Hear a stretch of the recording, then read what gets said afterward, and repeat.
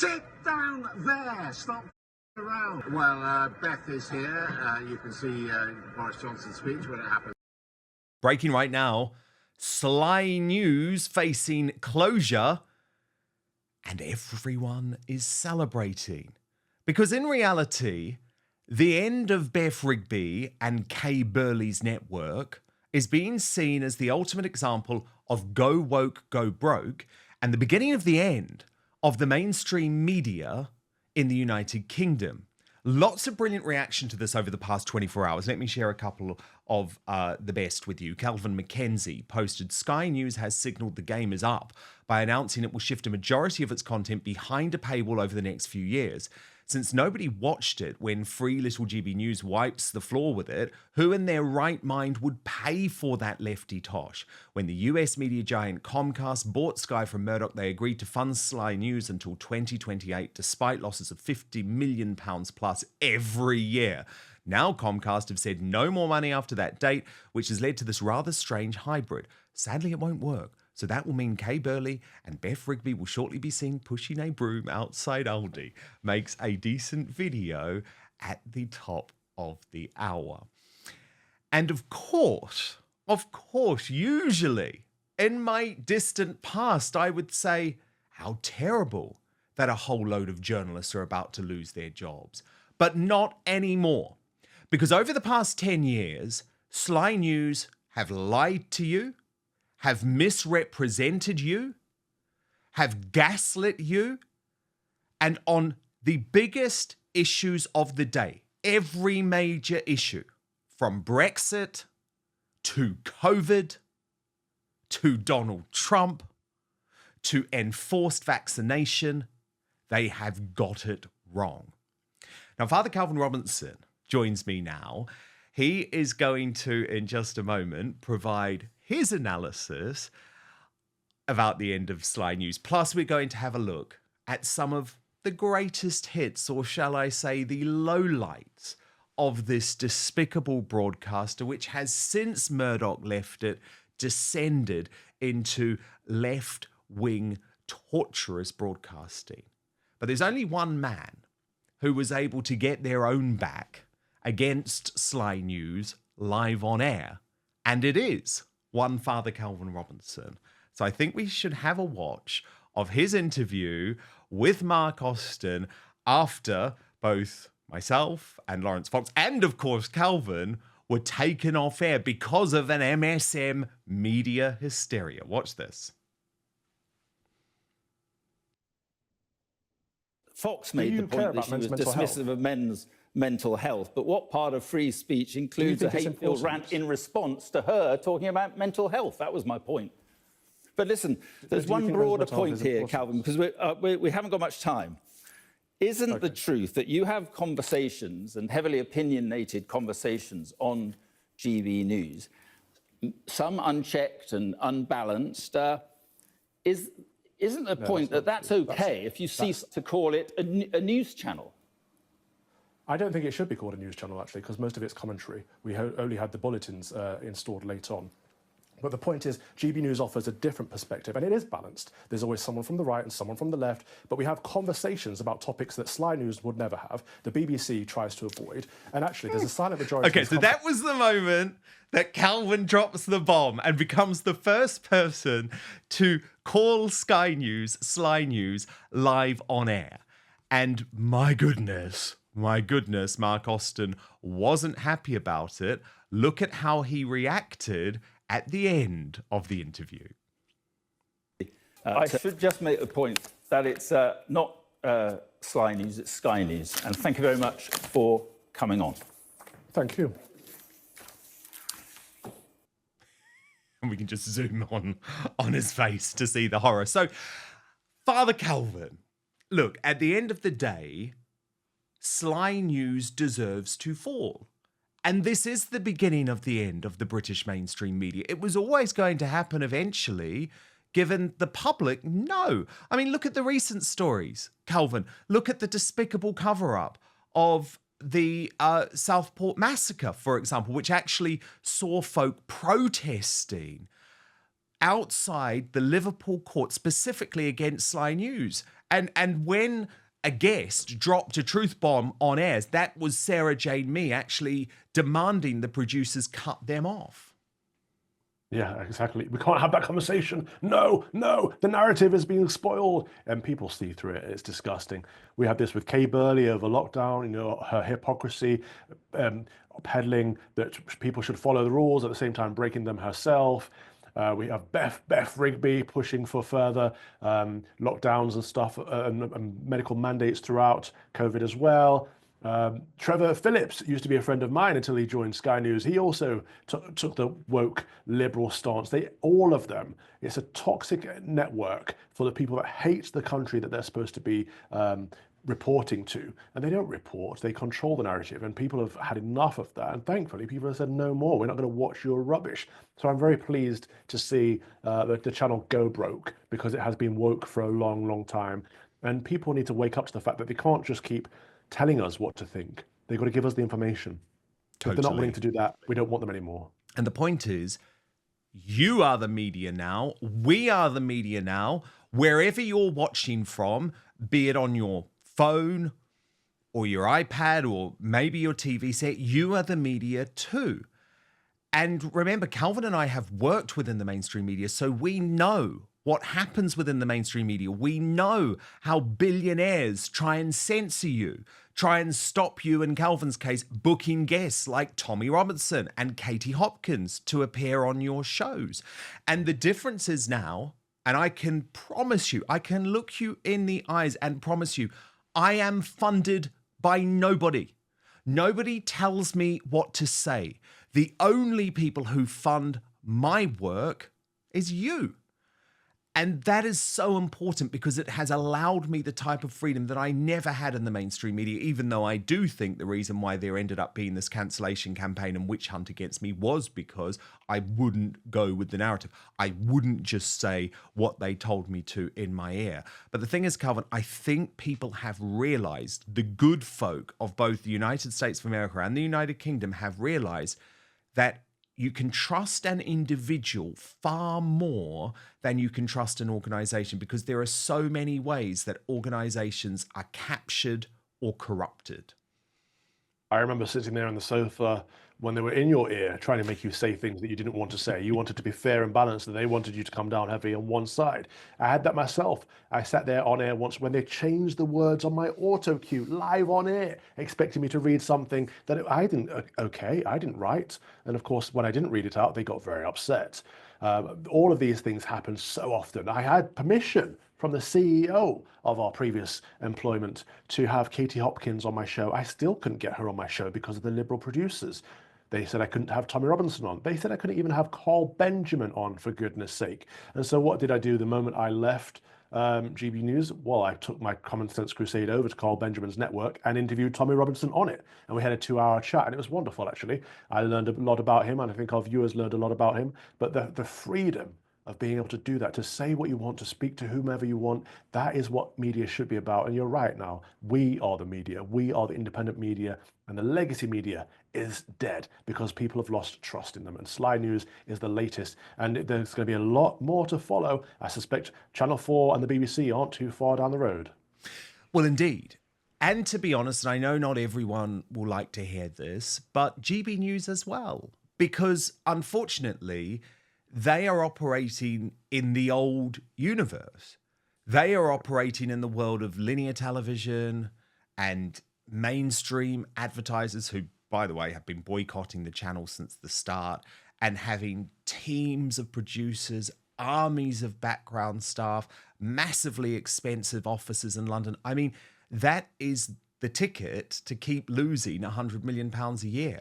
And at the end of the day, that is not a sustainable broadcasting model when people can go to outlets like Outspoken or outlets like Lotus Eaters for your Common Sense Crusade and actually hear the news in an honest way, without the spin, without the constant propaganda, and by the way, without the need for regulation, because it's the communist regulation of GB News, of course, which means you have to have the idiot lefties on who say the most ridiculous things. And yes, sometimes it can be entertaining Father Kelvin, and I did love some of your clashes, with Albiam Ancona or Rebecca Reed. I enjoyed that. I did enjoy the fun of it. And every now and then, I'll do it on here. Every now and then. But not every day. Because we've got important issues to discuss. And I don't want it to turn into a circus just for the sake of it. Yeah, absolutely.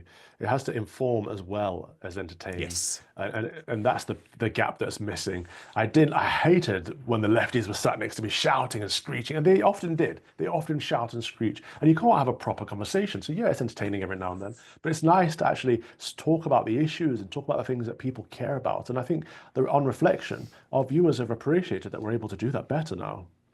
Oh, they absolutely have. I get feedback on a daily basis saying, wow, you feel much less constrained and much more honest than when you were on GB News. Now, I will say that I fought hard, and Calvin can vouch for this. I fought hard every single day.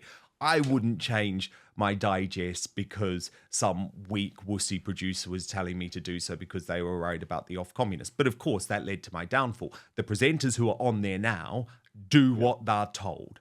And so if that means that they're told you're not allowed to talk about Tommy Robinson, or if that means you've now got to support Kemi Badenoch to be the next Prime Minister, they do it because they don't want to lose their comfortable jobs, their comfortable salaries.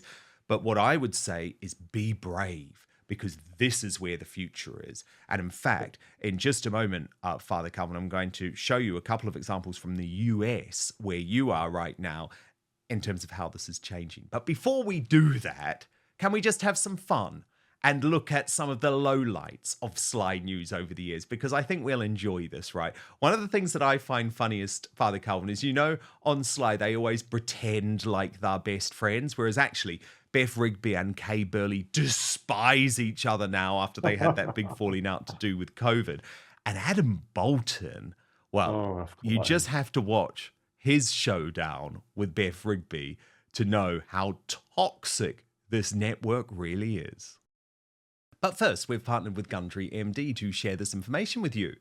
Would you believe me if I told you that inside your pantry right now is one of the healthiest foods on the planet? Yep, it's true, and it's not some weird, trendy superfood. Spoiler alert, it's olive oil. You're probably used to cooking with it, but there are countless ways to use olive oil to help yourself look and feel younger. For example, olive oil is a natural way to help you achieve a more youthful appearance.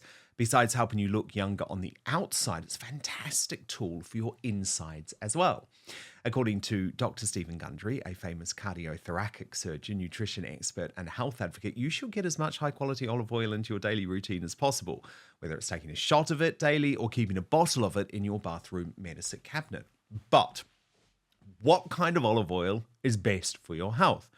Now, you'll know that any olive oil can give you some benefits, but if you're looking to get the best results, it matters a lot which one you pick. The olive oil industry is huge. You can just tell that, right, by the number of olive oil brands you see at the grocery store. And you can bet they're not all made with the consumer in mind. Many brands even cut corners one way or another to increase profits. It's when Dr. Gundry came to that realization, he was appalled. But some olive oils are so powerful, it may only take a few tablespoons in a week to see these incredible health benefits. But how can you tell between an olive oil that can be a health booster and one which isn't up to par? In an effort to answer that question, Dr. Gundry has decided to take a stand and release his personal research and findings. Not surprisingly, the video has gone viral since its release. It's important you see it so you can start benefiting immediately.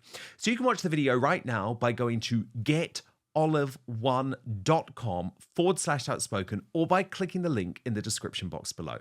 I'll just repeat it for you. It is getolive1.com/outspoken, or just click on the link in the description box below. That's probably easier. People who have taken his advice have shared their results with him, saying the olive oil they bought after learning his simple rules have helped change their lives. So make sure you go to getolive1.com/outspoken or click on the link in the description box below this video. But now, back to the show. If Beth comes, put her in there. And then she can go away. I know. Just put the seat in.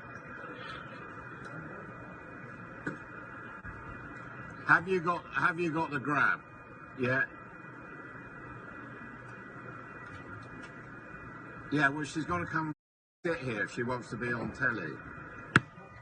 So is the great BJ to be speaking here? No. Are you going to send?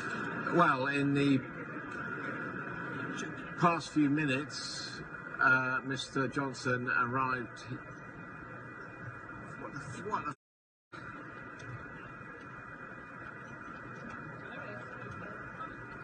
Sit down there! Stop around.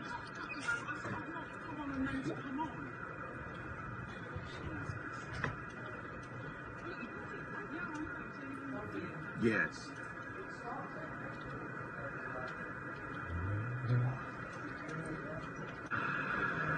Well, Beth is here. You can see Boris Johnson's speech when it happens. Father, come and look at her face. She's so truly horrified. But I do think that is quite instructive, though, Calvin. I really do, because actually you never get the truth and honesty. Did you notice the moment they were on air, you'd think Adam Boulton loved Beth Rigby and that they were great mates. And what you get with us is the real us. You know, I'm not following a script. I'm going to tell you what I really think. I just think that's where the revolution comes, because I look at America and I think of Megyn Kelly and Candace Owens and Tucker Carlson, and this is where the game is changing. It's authenticity. When you and I are down the pub, we're having a conversation. It's pretty much exactly like what we're having now on air. Using the same topics as well, right? Because we are who we are. These people are fake.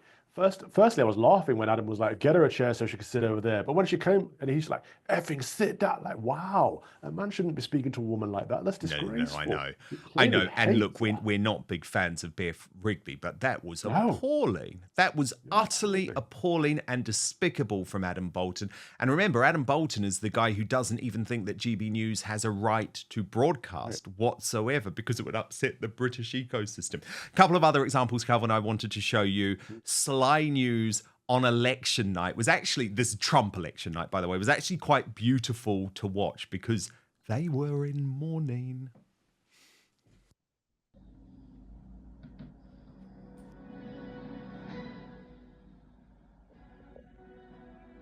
Donald Trump will be the 47th president of the United States of America.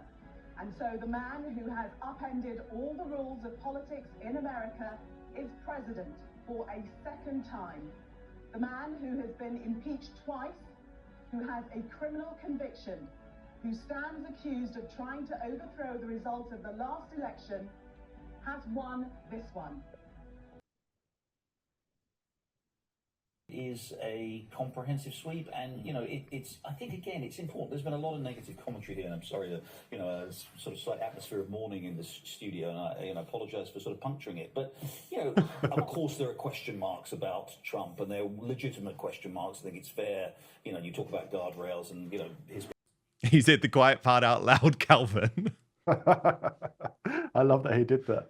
Well, I couldn't believe the announcement. The guy who tried to overthrow the last election has won this one. No, he was cheated in the last election, and people saw through it and voted for him en masse because of that. And it was a success that should be celebrated. But if you don't want to celebrate it, just don't say anything negative about it. Just let people have their win. Sly News. Oh, look at them. Oh, bestie friends. Not anymore. Oh, not anymore. She won't be long for this world, Kay Burley, on Sly News, that's for sure. She's paid too much money. Now, Calvin, this is not just in the UK. There is a huge change happening all over the world.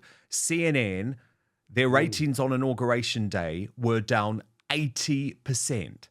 And now they have finally got rid of the guy, Jim Acosta, who was just so dishonest in terms of his coverage of Trump. So he's gone independent. He's gone to Substack. He's doing his own show. But listen to the sanctimonious way he signed off on CNN. It's never a good time to bow down to a tyrant. I've always believed it's the job of the press to hold power to account. I've always tried to do that here at CNN, and I plan on doing all of that in the future. One final message. Don't give in to the lies. Don't give in to the fear. Hold on to the truth and to hope. Even if you have to get out your phone, record that message. I will not give in to the lies. I will not give in to the fear. Post it on your social media. And remember, Calvin, this was the bloke that lied for about 3 years about Russian collusion. Do you remember that? And just brought absolute chaos to the Trump White House completely unnecessarily because there was nothing in it. And what's he talking about? Fear. Who's the tyrant he's speaking about? And interestingly, he tried to encourage people to post on social media saying, no lies, no fear, we have hope. Nobody's posting that. You're not as popular as you think. No, because don't talk to me about honesty when it comes to the mainstream media, Father Calvin, given they completely ignored Joe Biden being senile and the serving US president. But there was just one other thing on this I wanted to show you, which was, I mean, gosh, she was amazing. Did you see her? Caroline Leavitt, the youngest White House press secretary ever, totally confident, had the MSM for breakfast at her first White House briefing yesterday. But the critical thing that I was very happy about is she's opening up the White House briefing room to the independent media. So, Calvin, you're going to have to get your application in. Absolutely, I will. Have a look. This White House believes strongly in the First Amendment. So it's why our team will work diligently to restore the press passes of the 440 journalists whose passes were wrongly revoked by the previous administration. We're also opening up this briefing room to new media voices who produce news-related content and whose outlet is not already represented by one of the seats in this room. We welcome independent journalists, podcasters, social media influencers, and content creators to apply for credentials to cover this White House. And you can apply now on our new website, whitehouse.gov/new media. Starting today, this seat in the front of the room, which is usually occupied by the press secretary's staff, will be called the new media seat. My team will review the applications and give credentials to new media applicants who meet our criteria and pass United States Secret Service requirements to enter the White House complex. So in light of these announcements, our first questions for today's briefing will go to these new media members whose outlets, despite being some of the most viewed news websites in the country, have not been given seats in this room. Here. And you know what? I would love to see Father Calvin Robinson putting a question in the Trump White House. Thank you so much for watching Dan Wootton Outspoken. Please click on my face just to the bottom left to subscribe to this brand new independent news source and turn on the notification bell so you'll be alerted to our brand new live shows, uncancelled interviews, and special royal episodes. Outspoken is also now available as a podcast, so you can listen to the show every weekday on the go, wherever you are.